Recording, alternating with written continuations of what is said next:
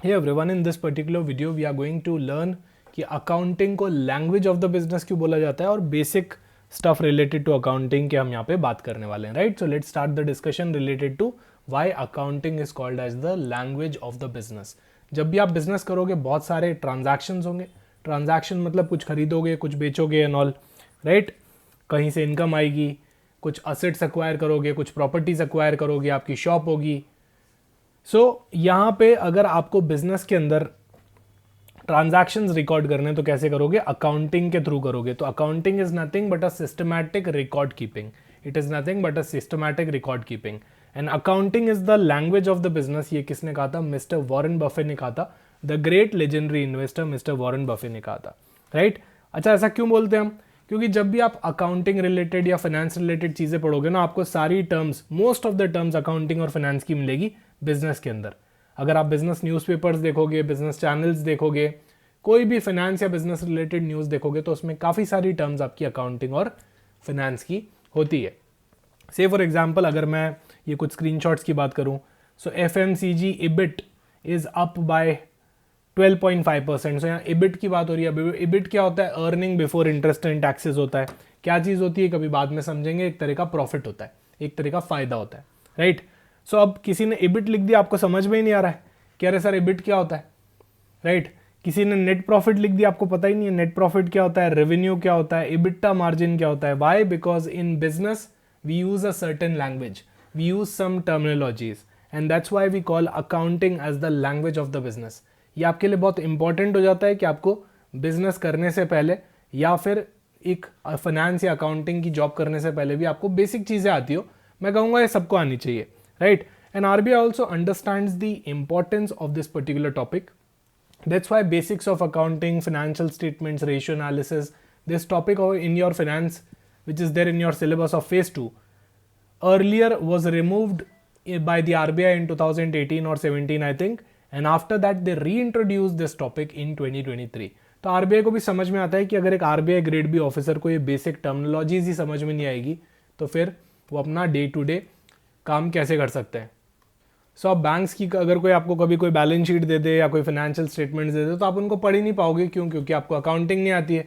इसलिए RBI ने समझते हुए आपके सिलेबस के अंदर अकाउंटिंग भी डाली हुई है, but only up to a basic level, right? So guys, accounting is the language of the business. Just try to imagine you working in a foreign country and you don't know the language. मान लो अगर मैं China में काम कर रहा हूँ, मुझे लैंग्वेज ही नहीं आती है, तो क्या मैं वहाँ पे कम्युनिकेट कर पाऊंगा? नहीं कर पाऊंगा, राइट? सेम थिंग्स हैपन जब आप बिजनेस में आते हो और आपको लैंग्वेज नहीं आती बिजनेस की, तो आप बहुत स्ट्रगल करते हो, right? So that's why accounting is very very crucial. It is a type of systematic record keeping. यहाँ पे आप क्या कर रहे हो? रिकॉर्ड कीपिंग कर रहे हो। जो भी ट्रांजैक्शंस हुए हैं उनको अच्छे से रिकॉर्ड कर रहे हो बुक्स ऑफ अकाउंट्स के अंदर, राइट? ताकि ऑर्गेनाइज रहे, हम जब चाहें उनको वापस देख पाएँ और फ्रॉड एरर्स प्रिवेंट हो पाएँ और एक ऑडिट ट्रेल बनी रह पाए। अभी कुछ कॉम्प्लेक्स टर्मिनोलॉजीज है जो आगे आने वाली सीरीज के अंदर मैं आपको धीरे धीरे करके समझा दूंगा, राइट? अब मान लो आपको लगेगा सर जरूरत ही क्या है, हमारा तो बहुत छोटा मोटा बिजनेस है। तो देखो, छोटा मोटा बिजनेस भी अगर होता है ना तो भी अकाउंटिंग की नीड पड़ती है, राइट? आप भले ही कहीं ग्रोसरी स्टोर वाले के यहाँ चले जाओ, आप भले ही एक सैलून चले जाओ, हर जगह एक रजिस्टर देखोगे जहाँ पे वो लिखते आ रहे हैं कि कितने रुपए आए, कितने रुपए गए टाइप्स। आप सोचो कि मिस्टर अंबानी, मिस्टर अडानी ये सब क्या करते होंगे? क्या अकाउंटिंग नहीं करते होंगे? लैक्स ऑफ ट्रांजैक्शन होते होंगे बड़ी बड़ी ऑर्गेनाइजेशंस में, like Reliance industries, TCS, Infosys. They do have to record each and every transaction, right? They do have to record each and every transaction, and that's why accounting is so important in business. अब देखो, accounting में बहुत सारी चीज़ें होती है। हम accounting process के वीडियो के अंदर पूरा एंड टू एंड पढ़ेंगे कि अकाउंटिंग होती कैसे, उसका पूरा प्रोसीजर क्या होता है, राइट? अभी के लिए हम सिर्फ एक बेसिक डिस्कशन करने वाले हैं रिलेटेड टू अकाउंटिंग। देखो, अकाउंटिंग के अंदर आपकी बैलेंस शीट होती है।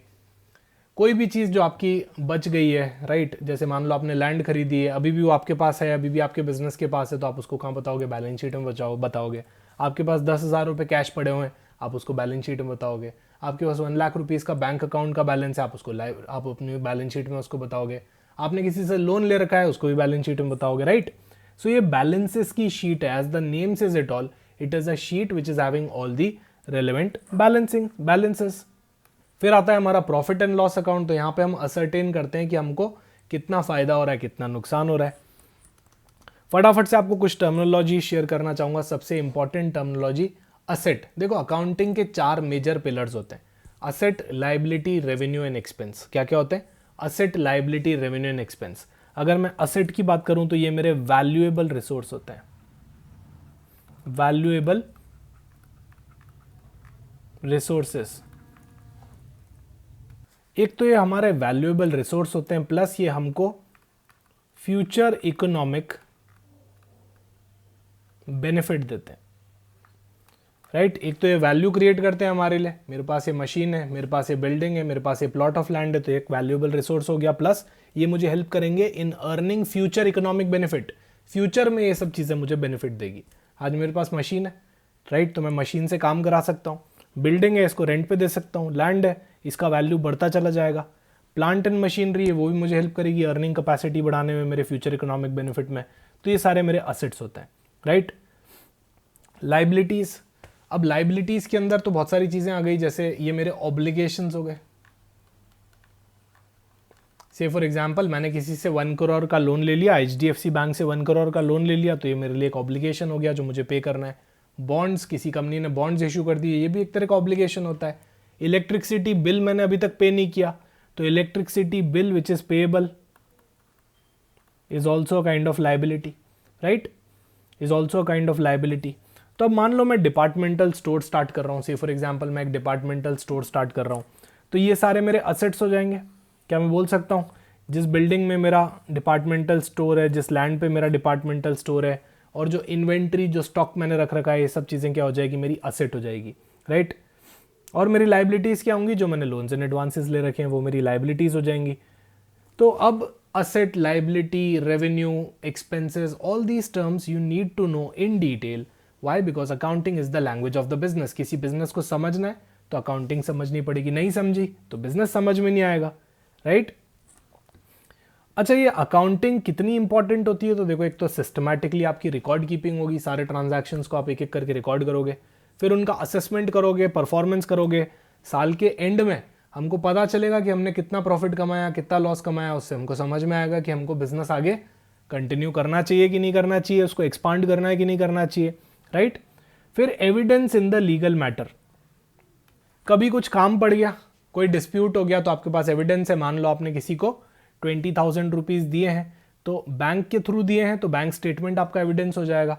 उसको आपने अपने अकाउंटिंग के अंदर लिख रखा है कि मैंने इसने मुझसे मान लो कुछ खरीदा था क्रेडिट पे, तो अब मैं इसको 20,000 रुपये इससे मांगता हूँ, तो ये डेफिनेटली मुझे 3 महीने के बाद 20,000 रुपीज़ देने वाला है।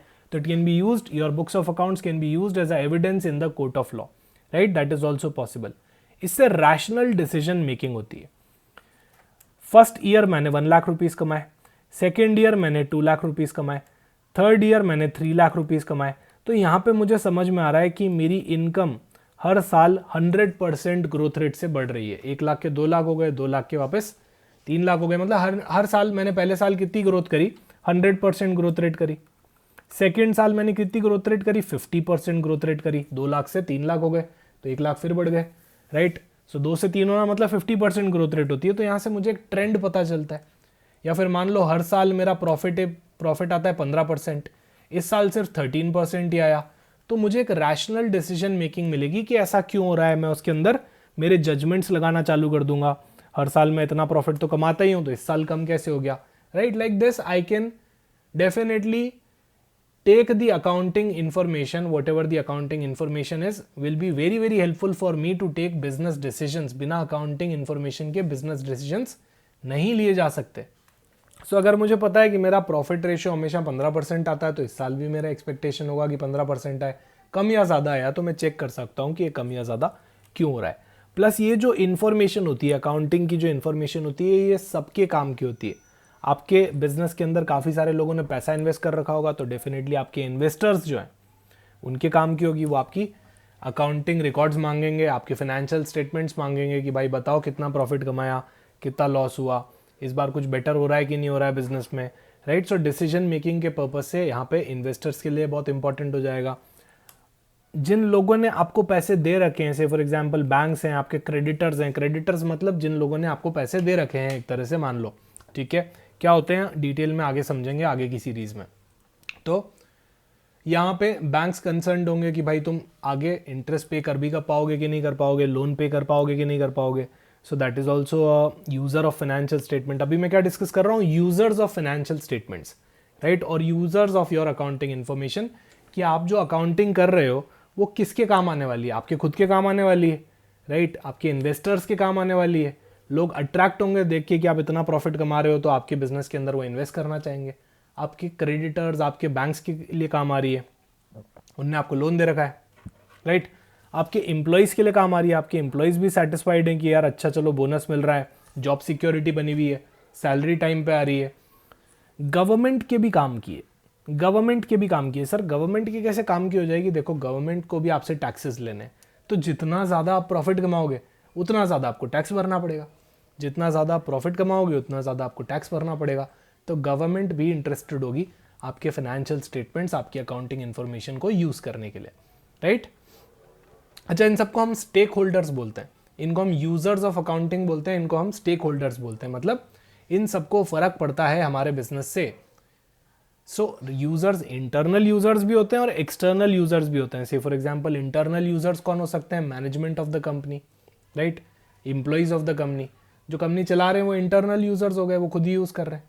बाहर के यूज़र भी हो सकते हैं, एक्सटर्नल यूज़र मतलब गवर्नमेंट, वो तो बाहर वाले हैं ना कंपनी के, राइट. बैंक, सप्लायर जिससे आप माल खरीदते हो, जिससे आप गुड्स एंड सर्विसेज लेते हो क्रेडिट पे, तो ये सारे आपके एक्सटर्नल भी हो सकते हैं. तो ये एक अकाउंटिंग का क्रक्स था जो हमने डिस्कस किया. It is the language of the business, and in order to understand the accounting data, in order to understand the financial statements, you first have to learn the language of the business.